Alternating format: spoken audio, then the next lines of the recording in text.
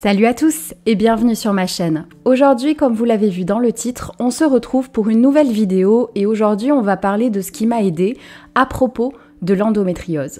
Pour ceux qui ne le savent pas, ça fait plusieurs années maintenant que j'ai su que j'étais atteinte d'endométriose.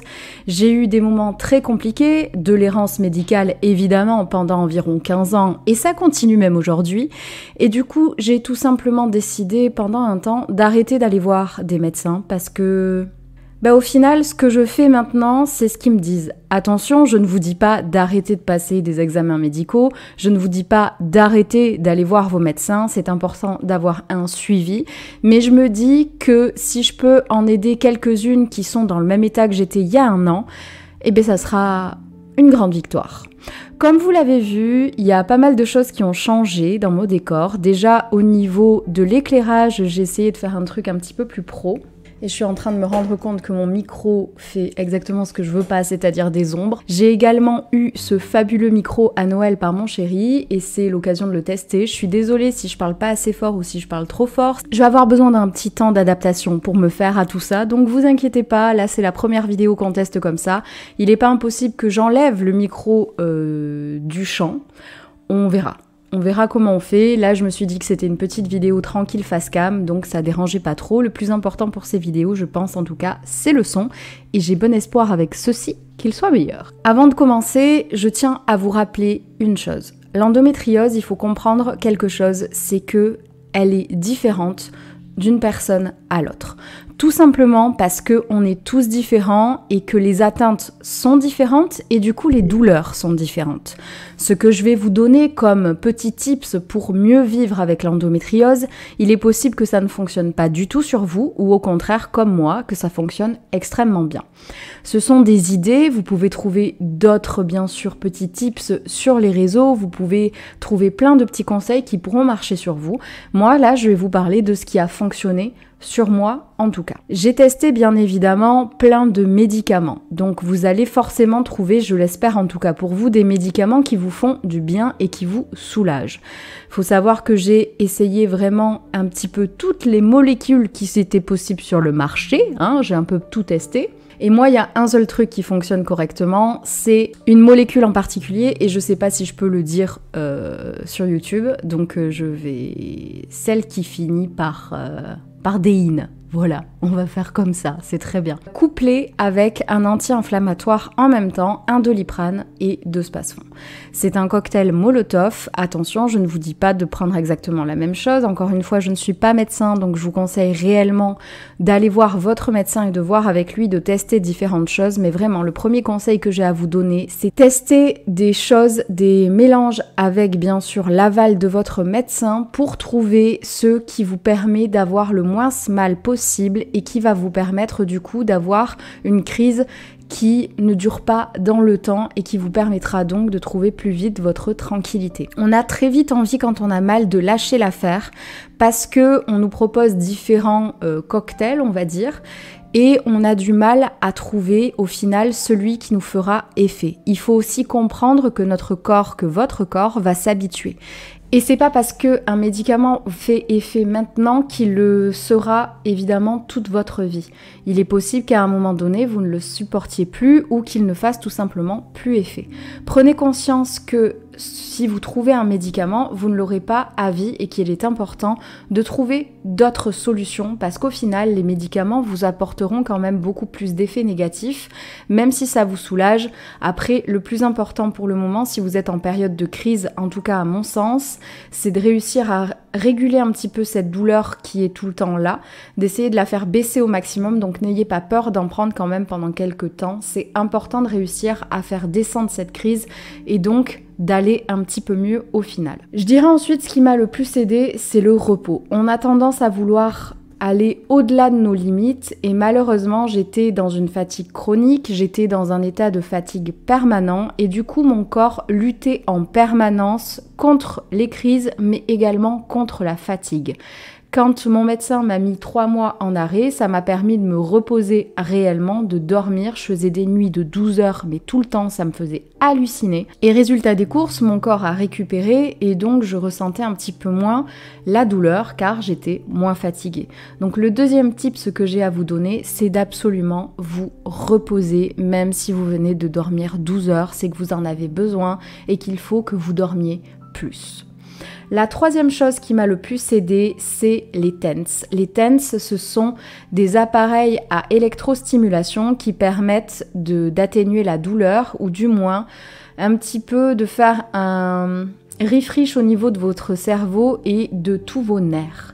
Donc ça peut paraître bête, vous pouvez ne pas sentir tout de suite que ça fait effet, mais croyez-moi, franchement, c'est l'un des trucs qui m'a le plus aidé parce que mon but, c'était bien évidemment d'éviter de prendre le maximum de cachets possible et donc de trouver des solutions alternatives. Vous pouvez bien sûr vous renseigner auprès de votre médecin et moi, les personnes qui m'ont prescrit le TENS, ce sont le service de la gestion de la douleur. Je vous conseille réellement d'aller en voir un. Ils pourront vous donner des pistes, donc au niveau des TENS, au niveau de certains médicaments que les médecins n'utilisent pas d'habitude sur certaines pathologies et qui pourtant font des miracles. Par exemple, je sais que le médecin de la douleur que j'avais vu préconise, et c'était aussi le cas d'ailleurs du professeur que j'avais vu à Bordeaux qui était spécialisé donc en endométriose, ils utilisent les antidépresseurs pour permettre aux nerfs de faire un petit refresh, un petit peu comme les TENS. Donc au départ, quand on vous dit qu'on va vous donner un antidépresseur, on se dit tout de suite, mon Dieu, ça y est, ils me prennent tous pour une folle, plus personne ne me croit, ça y est, je suis cataloguée folle, mais pas du tout. En fait, les antidépresseurs, en tout cas ça a très bien fonctionné aussi sur moi, ça m'a permis de relâcher la pression déjà premièrement, parce que quoi qu'il arrive, quand tu te tapes des crises, que tu es obligé d'aller dans des hôpitaux, que tu es obligé de voir toutes les semaines des médecins, je peux vous l'assurer, vous avez tendance à commencer à stresser pour un rien. Donc déjà, ça m'a fait du bien au mental. Mais au-delà de ça, ça m'a permis de voir une réelle différence. J'avais beaucoup moins de douleurs au niveau neuro, donc tout ce qui est nerfs, et ça m'a fait énormément de bien. Donc vraiment, si vous pouvez aller voir un médecin qui est spécialisé, n'hésitez pas à parler de tout ça avec lui, ils seront de très bons conseils. Sachez également que avoir par exemple des semelles, ça peut paraître complètement lunaire, mais avoir des semelles vous permettra d'avoir une meilleure posture et donc d'avoir peut-être moins de douleurs aussi. Quand on a des douleurs qui sont chroniques comme ça, on a tendance à avoir une posture qui n'est pas bonne et donc avoir des semelles, ça peut parfaitement vous aider. J'ai ensuite commencé à m'intéresser aux compléments alimentaires. Donc par exemple, moi, ce que j'aime bien prendre, ce sont en ce moment des probiotiques. Tout simplement parce que moi, les crises d'endométriose ont tendance à me déclencher le transit de façon ultra rapide et du coup finit obligatoirement par poser de gros soucis techniques, si vous voyez ce que je veux dire. Et donc les probiotiques m'aident à réguler un petit peu tout ça et ça me permet d'aller un petit peu mieux. Je vous conseille vraiment de vous renseigner un petit peu sur les compléments alimentaires, sur les vitamines aussi qui peuvent beaucoup vous aider quand vous êtes en période de fatigue. Il ne faut laisser aucune chose de côté car quand on a une maladie chronique comme l'endométriose, on a tendance à avoir plein de soucis qui s'accumulent à droite et à gauche et c'est totalement normal étant donné que votre corps souffre absolument tous les jours ou presque quand on a de la chance. L'avant-dernière petite chose que j'ai à vous présenter, c'est une tisane. Donc moi, c'est une tisane qui a été faite sur mesure, on va dire, donc avec de l'achillée millefeuille et de l'alchenille.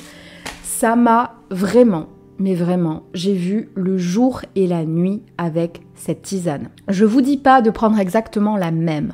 Ce que je vous conseille de faire, c'est d'aller voir un herboriste si vous en avez un dans votre ville, même si c'est à 1 heure, croyez-moi, ça vaut le coup, j'ai vu une réelle différence, et de demander qu'il vous fasse quelque chose sur mesure. Moi, il m'a prescrit entre guillemets, cette tisane, mais également une huile de massage. L'huile de massage, elle m'aide, mais c'est pas mirobolant. Par contre, la tisane, j'ai réellement vu le jour et la nuit.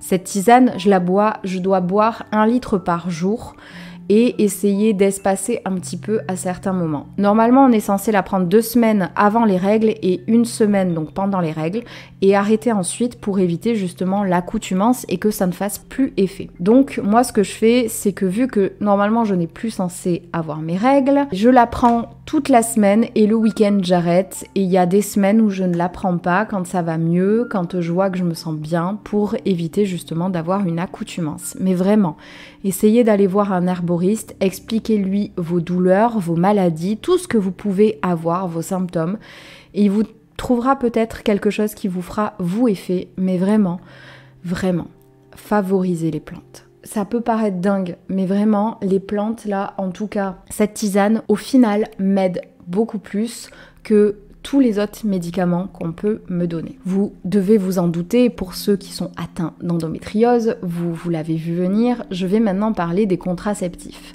Donc, à savoir que moi, j'ai testé à peu près tous les contraceptifs du marché parce que, évidemment, avec l'endométriose et mon corps, c'est un gros... on va pas dire le terme, mais vous avez compris. Il y a vraiment ce truc de... ça va être bien pendant 3 mois et ensuite, ça va être la débandade parce que mon corps s'est habitué aux hormones. Donc, moi je suis sous pilule en continu, mais je vous conseille vraiment de vous écouter. Si vous n'avez pas envie de prendre de pilule, prenez pas de pilule. Si vous n'avez pas envie de prendre de stérilet, prenez pas de stérilet. Attention avec l'endométriose, avec le stérilet en cuivre. Normalement, ils sont pas censés vous les poser, mais vraiment, si vous avez un médecin qui vous propose un stérilet en cuivre, fuyez. Fuyez parce que ça va être l'enfer sur terre. Et en dernier, et je pense qu'on aura fini pour cette vidéo, c'est vraiment tout ce qui est pratique sportive. C'est normal quand vous êtes au fond du seau d'être totalement fatigué, de ne pas avoir envie de sortir, de ne pas avoir envie même de marcher. C'est normal et c'est ok. Ne vous mettez pas la pression. Sauf qu'il y a un moment donné, c'est important de comprendre que votre corps, il a besoin d'activité physique. Je vous dis pas d'aller courir un semi-marathon, on est bien d'accord. Je vous dis juste de pratiquer quelque chose un petit peu tous les jours si vous le pouvez, ou au moins tous les 2 jours. Même si c'est une marche de 30 minutes, vraiment, allez juste marcher, ça vous fera du bien. Quand on a des contractions, il faut savoir que marcher, ça fait beaucoup de bien. Donc vraiment, essayez de vous remettre en forme. Essayez peut-être le yoga, essayez aussi la méditation, ça fait beaucoup de bien. Mais vraiment, prenez soin de votre corps, prenez soin de votre mental et vous verrez que ça ira déjà un petit peu mieux. Pour finir, j'ai pensé à une dernière chose, c'est vraiment, donc comme je vous le disais, de prendre soin de votre corps. Et pour prendre soin de son corps, il faut bien manger et bien boire.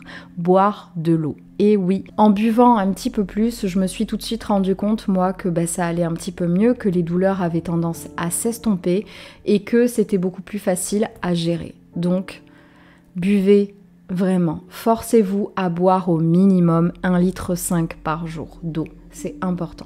Essayez de comprendre quels sont les aliments qui peuvent vous déclencher des crises, car oui, ça peut être lié avec certaines personnes. Essayez de vous acheter un petit carnet en notant ce que vous avez mangé, combien de litres d'eau vous avez bu, qu'est-ce que vous avez fait dans la journée. Essayez de voir quand les crises reviennent. C'est un travail vraiment qui est très long, mais croyez-moi, quand on souffre autant que j'ai souffert dernièrement, on est prêt à tout tenter et croyez-moi, je vois une réelle différence. Je sais que pour beaucoup, vous vous attendez à que je vous donne une baguette magique qui va vous permettre d'aller tout de suite mieux, mais les amis, c'est pas le cas. Il y a des moments où je vais beaucoup mieux, il y a des moments où je vais beaucoup moins bien encore. Aujourd'hui, par exemple, j'ai très mal. En ce moment, j'essaye d'éviter au maximum de prendre des médicaments. Pourquoi je fais ça? Parce que j'ai peur d'avoir une réelle accoutumance avec cette déine. Du coup, j'évite d'en prendre. Là, j'en suis à en prendre 1 fois tous les 2 jours. Je vais essayer de passer à 3 jours. Aujourd'hui, normalement, c'est un jour sans et j'ai extrêmement mal, mais on va essayer de tenir en faisant comme ça. Écoutez votre corps au maximum. Si vous sentez que vous commencez à avoir des accoutumances, demandez de l'aide à votre médecin et essayez autre chose. Vous avez plein de moyens de vous soulager. Il y a aussi toutes les techniques ostéo, kiné, acupuncture. Il y a plein de choses qui peuvent vous aider. Tout ce que vous devez faire, c'est essayer. Je sais que quand on est dans une période de crise, c'est compliqué d'essayer des nouvelles choses, mais d'abord, prenez vos médicaments, dormez, buvez bien de l'eau, mangez comme il faut et vous verrez que vous irez déjà mieux. Une fois que ce stade de fatigue, de crise sera passé, essayez de nouvelles choses. Mais s'il vous plaît, essayez pour vous en sortir. Voilà tout ce que j'avais à vous dire pour cette vidéo. J'espère qu'elle vous sera utile et que certaines auront pu peut-être trouver de nouvelles idées qui vous permettront de tenter de nouvelles choses et peut-être de vivre tout ça un petit peu plus sereinement. J'espère que cette vidéo vous aura plu. Si c'est le cas, n'hésitez pas à l'aimer. Dites-moi en commentaire, vos petites techniques pour vos douleurs. Pas que pour l'endométriose, mais si vous avez des douleurs chroniques, si vous avez souvent mal au dos par exemple, n'hésitez pas à nous partager ce que vous faites. J'ai bien évidemment pas parlé de la bouillotte, des patchs chauffants, des choses comme ça, parce que ça me paraît assez logique et je voulais vraiment vous parler de choses dont on ne pense pas à première vue. N'oubliez pas de me suivre sur les autres réseaux, de vous abonner à ma chaîne et pour le reste, je vous dis à très vite dans une prochaine vidéo. Salut!